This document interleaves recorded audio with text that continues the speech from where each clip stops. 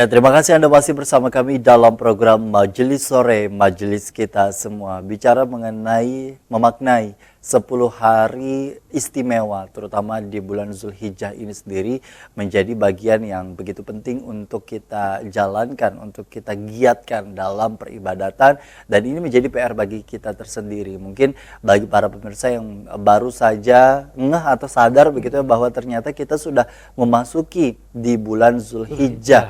Ketika bulan Ramadan telah usai, rasanya waktu dirasa begitu cepat berjalan begitu ya. Karena tentu banyak sekali hal-hal pekerjaan kembali seperti rutinitas secara awal begitu. Dan kalau bicara mengenai bulan Zulhijjah memang identik dengan yang namanya perayaan Idul Kurban atau Idul Adha yang kita akan peringati beberapa hari ke depan.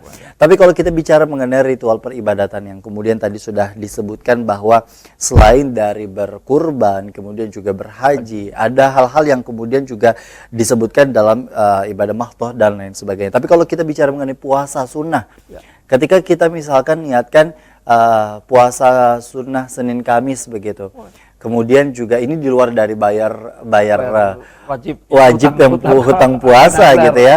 Nah, ketika diniatkan untuk puasa Senin Kamis, tapi kemudian juga ditambah dengan niat untuk bisa berpuasa di bulan yang mulia, bulan Zulhijjah, apakah itu diperbolehkan? Iya.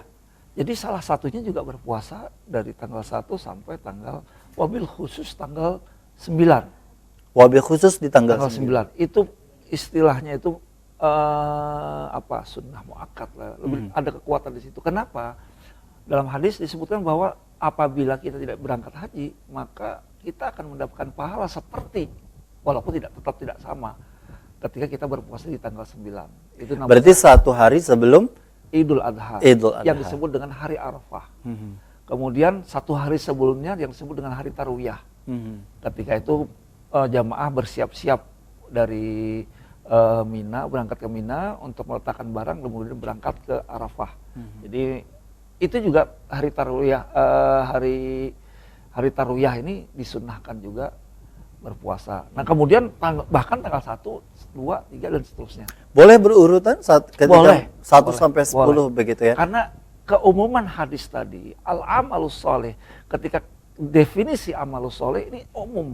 Kebaikan apa, sholat, tahajud, artinya perbanyaklah kebaikan-kebaikan, menyantuni orang, menolong orang, semuanya kebaikan itu semuanya dicintai oleh Allah. Masya Allah. Jadi seolah-olah kita sedang berjihad nih. Baik. Kita tidak perlu jihad ke Palestina lagi. Baik, kita diberi kesempatan mendapatkan pahala seperti orang yang berjihad, seperti walaupun tetap berbeda. Baik. Dengan melakukan kebaikan di awal-awal Zulhijjah. Masya Allah. Tapi kalau kita bicara mengenai tadi disebutkan bahwa 9 Zulhijjah ini dirasa begitu istimewa ketika kita berpuasa hari Arafah. Orang Banjar pada umumnya ini bahkan dijadikan sebagai salah satu puasa yang bisa dibilang hampir serentak. Iya, selain nisfu Sya'ban. Selain nisfu Sya'ban begitu. Iya, nah, begitu banyak hal-hal yang sebenarnya orang Banjar giatkan dalam hal ini. Nah, sejauh mana sebenarnya kita memaknai hari Arafah, terutama bagi mereka yang kemudian juga hari ini belum berkesempatan untuk bisa berhaji. Ini yang ingin kita sampaikan lebih detail ini tentang hari Arafah. Jadi tadi di awal kemuliaan 10 hari ini karena apa? Karena kemuliaan tanggal 9 dan 10 itu. 9 itu wukuf di Arafah, 10 itu adalah hari kurban Idul Adha. Nah, di 2 hari ini apa sih? Kenapa kok sampai sedemikian dahsyat? Karena ini adalah perjalanan kehidupan yang diajarkan oleh kakek para nabi, yaitu Nabi Ibrahim alaihissalam. Itu yang luar biasa. Nah, kalau kita melihat dari perjalanannya hidup, filosofi hidup, kenapa kok sampai begitu mulia? Karena yang diajarkan oleh Allah melalui peristiwa haji dan kurban ini ada sesuatu yang sangat luar biasa. Di sana di dalamnya ada filosofi kehidupan. Jadi seolah-olah Allah mengajarkan secara simbolik perjalanan hidup kamu tuh harusnya seperti ini. Dalam ibadah maksud saya salah satu amal soleh juga kita menghayati apa yang terjadi di awal-awal Zulhijjah sampai menghayati perjalanan ibadah haji dan kurban tadi. Ini adalah perjalanan dari kakek para nabi, yaitu Nabi Jadul Anbiya, Nabi Ibrahim alaihissalam. Memang di dalamnya ada haji ya, Itu ada ihram, nanti kita jelaskan sedikit karena waktunya kita mepet. Ada haji, ada ihram, ada pengambilan mikot, ada wukuf, ada ini syarat-syarat makna. Dan ini yang perlu harus pemirsa dalami, hayati. Walaupun kita nggak bisa Kesana secara langsung. saat ini, Setidaknya tapi ada ilmu. penghayatan itu bisa kita lakukan di sini. Karena di dalamnya ini adalah filosofi hidup, bahwa kita hidup diajari Allah oleh Allah secara simbolik. Semuanya simbolik. Penyembelihan kurban itu simbolik semuanya. Tapi apakah perlu simbol? Simbol itu perlu sekali bagi seorang itu. Kenapa diperlukan? Karena memang ketika Allah menyampaikan sebuah konsep yang abstrak atau konsep yang kalau dijelaskan tuh panjang sekali. Begitu Bagaimana luas. kehidupan kita hidup di dunia ini? Itu panjang penjelasannya. Nah, Allah memberikan simbol. Sama kayak kita misalnya kata kakek kita dulu, jangan keluar sembah maghrib, itu ada jin-jin. Itu kan apa simbolik aja. Mitos yang di dalamnya ada simbol. Kenapa malam-malam tidak boleh keluar? Ya kejahatan banyak sekali terjadi di dalam malam hari. Nah Allah, sama juga kalau kita harus menjelaskan gini, ketika ditanya apa itu manis, nggak bisa kita menjelaskan. Ya. Manis itu enak, tidak ada kata-kata yang bisa menjelaskan apa itu manis. Cukup ambil madu atau Gula. kemudian inilah rasa manis. Ketika kita rasakan, oh itu manis, kita tahu. Nah begitu juga Allah mengajarkan kepada kita tentang filosofi hidup itu dengan simbol ini. Dengan simbol ibadah haji dan simbol kurban. Baik. Artinya memang diperlukan sekali dalam kehidupan itu simbol-simbol yang mungkin tidak hanya sebagai salah satu konsep yang diberikan oleh Allah dalam Al-Quran maupun juga hadis oleh Rasulullah, tapi juga sebagai salah satu pemaknaan yang harusnya kita jalankan. Iya, jadi manusia itu menjalani, kemudian proses-prosesnya, kemudian menghayati, kemudian pemaknaannya itu bisa meluas, sangat besar, dan makanya kita judul tadi makna agung. Makna agung. Sangat besar sekali, dengan luas sekali. Apalagi kalau kita belah satu persatu, apa yang terjadi di mikot ketika haji, apa itu ihram, apa itu tawaf, apa itu sa'i, apa itu melempar jumroh.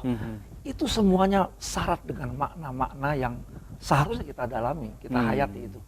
Ini menjadi bekal kita dalam kehidupan. Pegangan kita, bahwa ketika kita melakukan ini kita ingat, dalam ibadah haji itu begini nih seharusnya. Nah itu.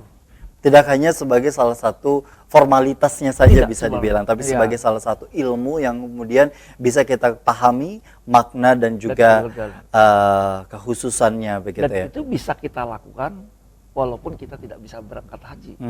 Artinya kita semua orang berkeinginan untuk berangkat haji kan. Baik. Ya mudah-mudahan nanti bisa Insya Allah, berangkat. amin. Pemirsa juga semuanya berkesempatan berangkat haji bukan hanya umroh, haji. Betul. Ya walaupun kita bersabarlah saat ini masih kondisinya kita belum dapat formula yang baik tepat bagaimana melaksanakannya. Tapi ya niat itu, kita cukup dengan menghayati sementara ini, mendalami, menghayati.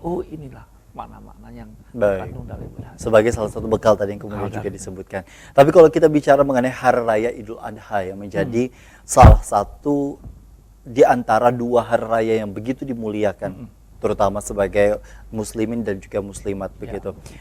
Ada perbedaan memang secara signifikan bahwa Hari Raya Idul Fitri sebagai salah satu hari raya kemenangan ketika kita bisa melawan yang namanya hawa nafsu dan lain sebagainya. Tapi ketika Hari Raya Idul Adha, sejauh mana kita memahami perbedaan di antara Hari Raya Idul Fitri, baik secara pemaknaan, baik secara kemampuan kita untuk menyikapi. Ya, jadi kalau Idul Fitri itu setelah kita berpuasa, kemudian iftar, berbuka. Jadi setelah kita bersuci, membersihkan diri, kemudian kita sampai pada nilai terakhir fitrah, kira-kira begitu. Idul Adha artinya kita berkorban. Artinya kita melakukan sesuatu yang diperintahkan oleh Allah, dan kita tidak bertanya bagaimana, kenapa, dan kita hanya taat. Itu kan simbolik. Nanti kita jelaskan tentang hajinya. Nah itu masuk ke korban dulu. Korban ini artinya kan menyembelih binatang ternak. Ayam nggak termasuk loh ya. Ayam, kelinci misalnya nggak termasuk. Karena binatang ternak yang berkaki 4 dan menumpahkan darahnya. Ini yang kemudian terjadi konflik di daerah-daerah yang orang-orang yang mengatakan kok kejam sekali. Dan ternyata binatang itu memang dia ikhlas, ridho dan senang ketika dia dimanfaatkan, disembelih seperti itu. Nah, apa artinya ini? Artinya bahwa dalam kehidupan ini ada nafsu hewani dalam diri kita. Itu yang harus kita singkirkan. Itu satu maknanya. Kemudian kurban ini kan simbolik dari cerita ketika Nabi Ibrahim alaihissalam menyembelih anaknya. Dan itu adalah perintah sebagai bukti kecintaan Nabi Ibrahim kepada Allah. Jadi ceritanya adalah bahwa Nabi Ibrahim adalah Nabi yang sudah tua, tidak punya keturunan. Kemudian berdoa sampai tua renta, sampai kemudian didapatlah Nabi Ismail. Kemudian Allah ingin menguji. Beliau ada Khalilur Rahman. Orang yang dekat dengan Allah. Kemudian Allah ingin menguji.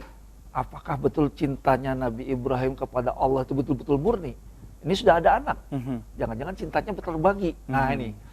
Maka Allah perintahkan sembelih anak.